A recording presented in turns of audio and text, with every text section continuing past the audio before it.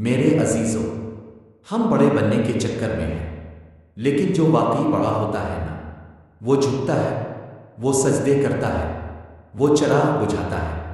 آج جو بات میں تمہیں سنا رہا ہوں وہ ہے خلافت کے دور کی۔ حضرت علی اس وقت مسلمانوں کے امیر تھے، اسلامی سلطنت کے خلیفہ۔ ایک شخص رات کے وقت ملاقات کے لیے آیا۔ حضرت علی قرآن و سنت کے متعلق کچھ تحریری کام کر رہے تھے۔ سامنے چراغ جل رہا تھا، بیت المال کا چراغ۔ وہ شخص بیٹھا اور دنیاوی باتیں شروع کر دی، ادھر الفادیر کی باتیں۔ اب سنو حضرت علی نے کیا کیا۔ آپ نے چراغ بجھا دیا۔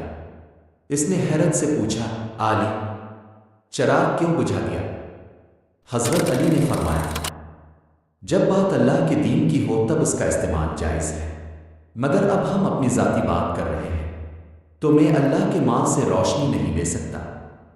اللہ اکبر۔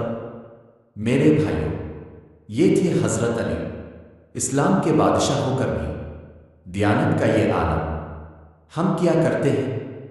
دفتر کا پن، دفتر کی کرسی، بجلی، گاڑی، وقت، سب کو ذاتی کاموں میں لگا دیتے ہیں اور پھر پوچھتے ہیں برکت کیوں نہیں آتی؟ سبق: ایمان صرف نمازوں سے نہیں، امانت داری سے بھی ظاہر ہوتا ہے۔ حضرت علی کی دیانت اور احساس جوابدہی ہمیں سکھاتی ہے کہ اللہ ہر حال میں دیکھ رہا ہے۔